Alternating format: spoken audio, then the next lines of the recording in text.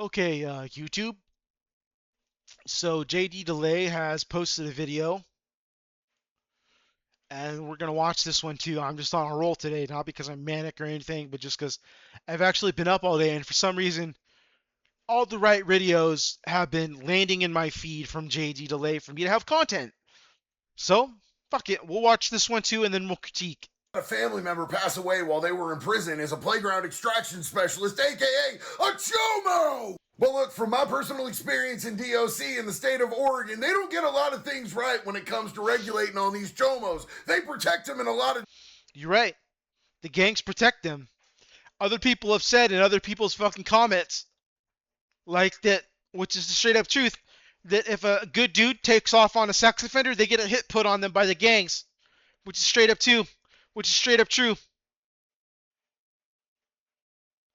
So, like, also, you got tattoos on you?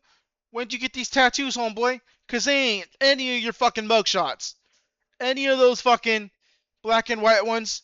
Those black and white ones on the tops of your fucking traps. Those are prison tattoos, right? They ain't in your mugshots. None of that is. No prison ink is in your mugshots. So, you're a fake, bro, but let's keep going. How much farther are you gonna take this bullshit?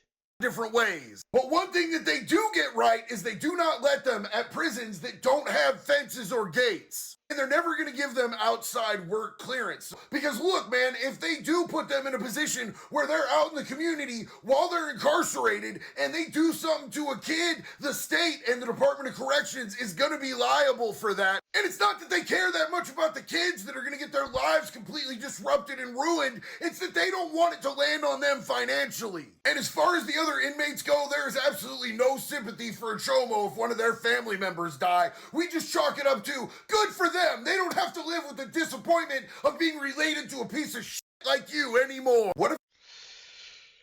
Well, I would say that's what you feel, but the truth of it is, when it comes down to it, you guys like chobos being in prison, because you get to make them pay rent, protect them from the other inmates and other gangs when they're paying rent to your gang, and you get their commissary. And here's how it works, people.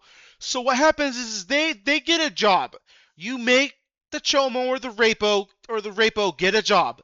You force them to get a job, or if they've got money on their books, then you're not letting them keep their money on their books. So they go to commissary. They get whatever the fuck they want, and then you walk in there and you're just like, let me see your commissary. And they have to let you if you're a gang member and you're rapo. So as the gang member, you go in there, I want that, and that. And you just literally grab it and walk out. You can take all of it if you want and walk out. Whatever's left, whatever the gang member leaves behind is what you get to keep. Unless a gang member wants it. If another gang member walks right afterwards, I'm taking that shit. Nothing the rapo can do. And that's why the gangs won't quit extorting rapos and child molesters. Because it's basically an inmate industry and commodity. Rapos are commodity in Oregon prison. They extort them, they get commissary, and their little rucksacks, their friggin' net sacks where they put their clothes in, every freaking commissary time is filled to the fucking brim with commissary. Gang members are eating fucking filthy well in there.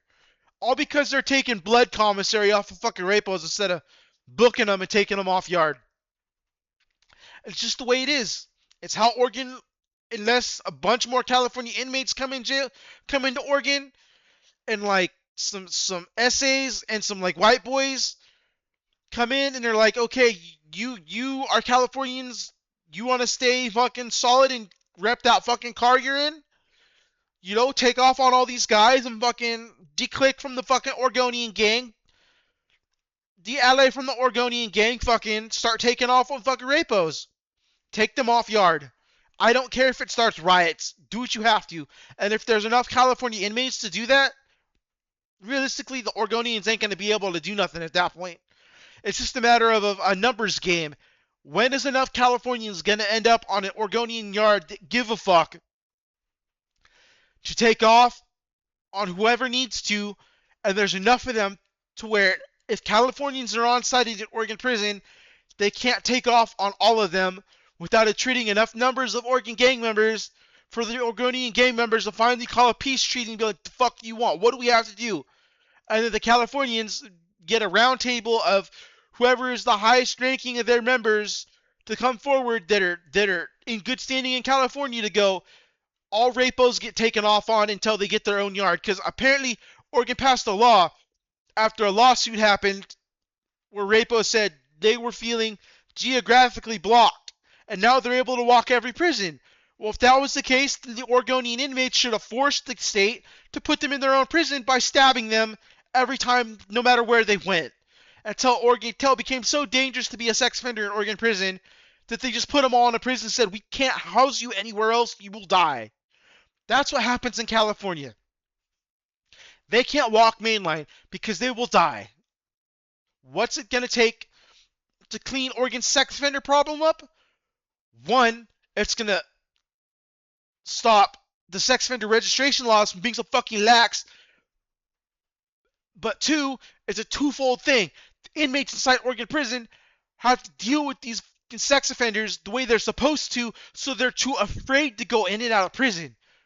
Because a lot of sex offenders will cut their freaking bracelets and come up here, rape and commit a crime, go to Oregon prison because it's easier to walk prison yard in Oregon than in any other state in the United States. And other ones, they get off parole and they come to Oregon because they know, though they're on drugs, when they go to prison, they'll have no fucking problems at all. And that's why Oregon has the highest amount of sex offenders in the United States. Look, Oregon, highest.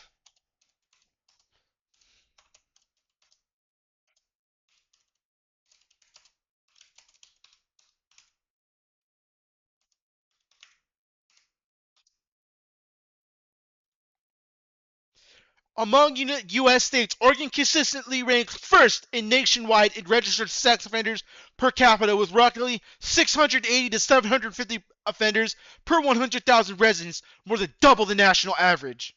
And you wonder why? You wonder why?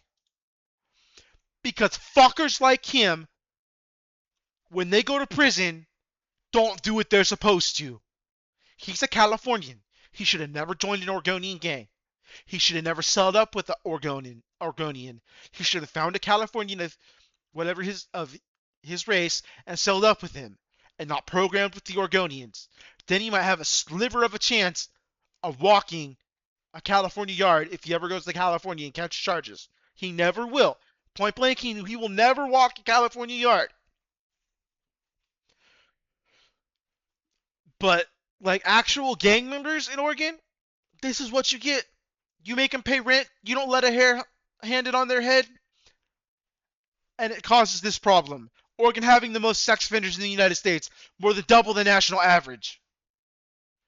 This is squarely on you, gang members, because you want them to pay rent.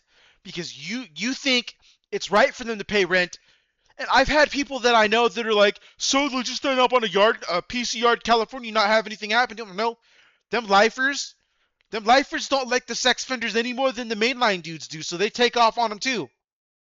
Like, I've talked to several people that have been to California who weren't on SNY yards, but were on adjacent yards that were not SNY yards, and flat out will tell you that, I forget what it was, but the SNY yard was in Southern California, but it had the most life flights from that SNY yard of any yard in California.